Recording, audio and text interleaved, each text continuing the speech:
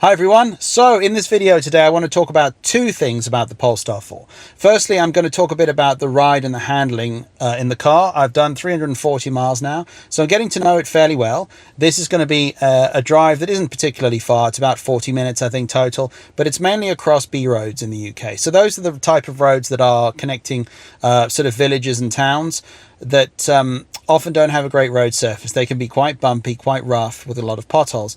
And that is, I find a lot of my driving is on those types of roads, as well as the A roads, dual carriageways and motorways. But these B roads really do reveal the ride and sort of handling characteristics of the car. So the drive is going to be mainly on those roads. And then I'm going to talk a bit about the consumption that I get from the drive. I do quite a lot of driving of this type of nature, not that many really long trips, but a lot of driving that means I would typically charge the car every few days at home. So this kind of driving is really interesting to see what kind of range we can get from the battery out of a sort of multiple journey kind of scenario where you might be charging your car every few days. So yeah, let's get going and we'll start driving now.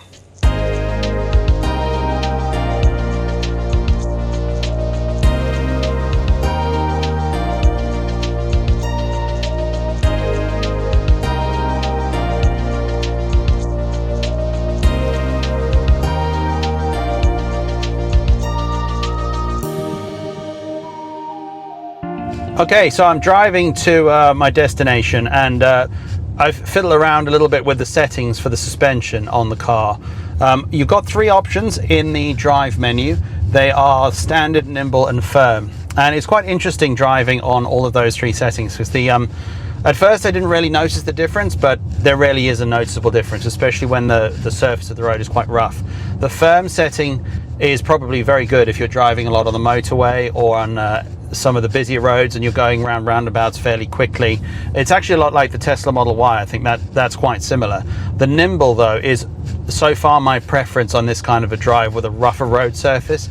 The nimble mode just seems to sort of take out a lot of the texture of the road and some of those bumps.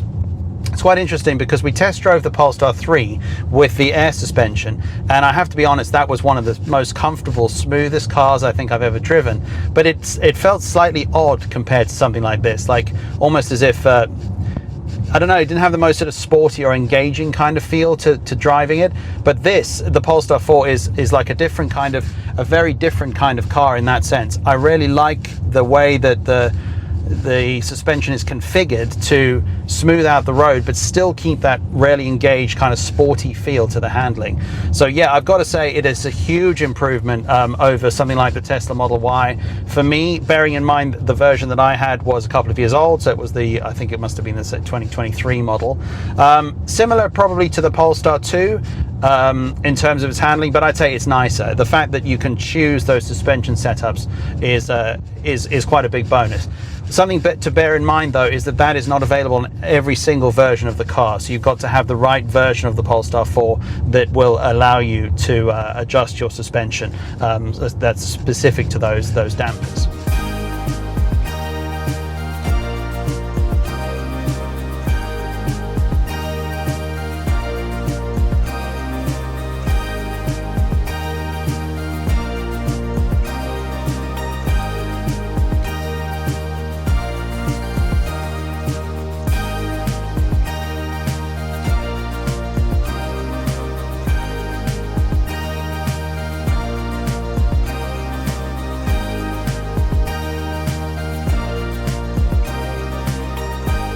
Okay, so I've just pulled up at the end of the drive. I mean, this is a really short drive, so total round trip I think is going to be about 13 miles. So I've done 6.3 miles, a really short journey, took me about 15-20 minutes cross country, and the trip meter is showing 22.7 kilowatt hours per 100 miles.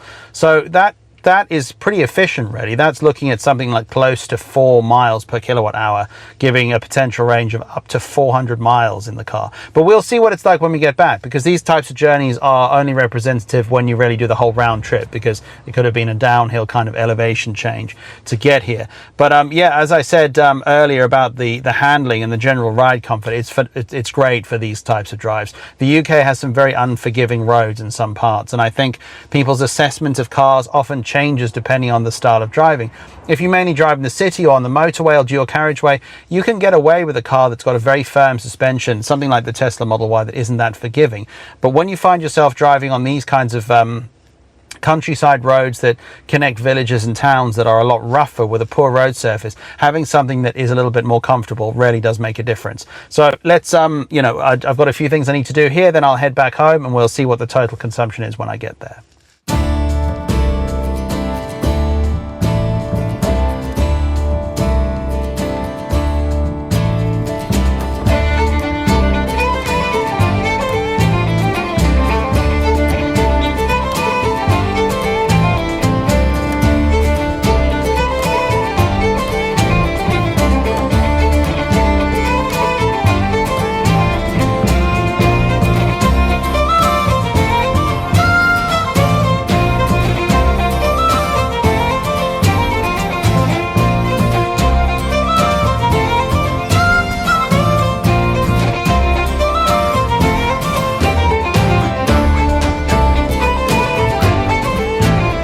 Okay, so we're back from the drive and we've covered about 14 miles in total, so it's not very far. This is not a long range test, as I mentioned earlier, and it's really interesting to see the consumption coming up at about 29 kilowatt hours per 100 miles. So what does that mean in the real world? What that means is a total range of about 340 miles. So this car has a 100 kilowatt hour battery, so it's a big battery in the car, and we use 29 of those to cover 100 miles. That's effectively what that's saying. So when you work out the total range potential of the battery, that's 340 miles. It's really good. I mean, I'm very impressed with that kind of range. This is a car that is built to do a really good distance. It has a bigger battery than my previous Tesla Model Y and a much bigger battery than the Polestar 2 had. So that's to be expected, that you would get that better kind of range. Something to bear in mind though is that it is a heavy car. It's that's something that you will see in a lot of reviews, but it's well over two tons in weight, and that extra weight does mean that the car is going to use quite a lot of energy to do the driving that you would do with it. But still, getting that kind of figure is pretty good. Temperatures outside were about 20 degrees, so that is optimum. The battery was nice and warm. So just to sort of think a little bit about how this might be useful to you if you're watching this video. If you haven't owned an electric car, then you probably haven't really thought about this. If you do own an electric car, then almost definitely you will. But charging can sometimes be a challenge for people. I've got a charger at home, so it's no issue. I plug in overnight, I top up the battery on a really good eco tariff that doesn't cost a lot to charge in the middle of the night. So that's fine. But if you don't have that option and you are charging perhaps at work sometimes, or you're charging at rapid chargers on the road, you might not be plugging in every single day. You might not have that opportunity. If you're in that particular situation, a car like this on these shorter journeys in the summer looks like it's going to get you a solid 300, 320 miles, maybe 340. So that means if you're traveling 20 or 30 miles per day, you're only going to have to charge every 10, 12 days. And that means you can drive around for a week and then perhaps go to the charging station or plug in at work or wherever it might be and do that once a week, maybe once every 10 days, making life with an EV like this actually quite easy to tolerate. It can be difficult if you have a car with a very limited battery. You're going to find yourself having to charge quite regularly.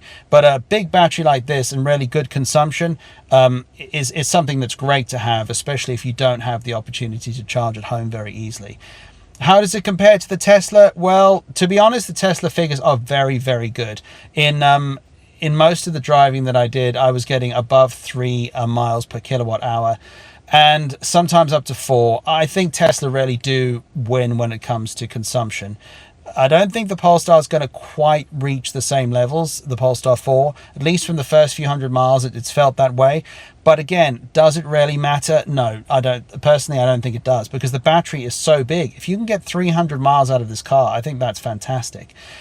Yes, it's going to cost you a little bit more in charging, but we're talking about a very small amount for a car that is, phenomenal to drive. So consumption is not the only thing that I think is relevant with modern electric cars. I think it's something to take into consideration, but it's not a reason why I would choose one car over another.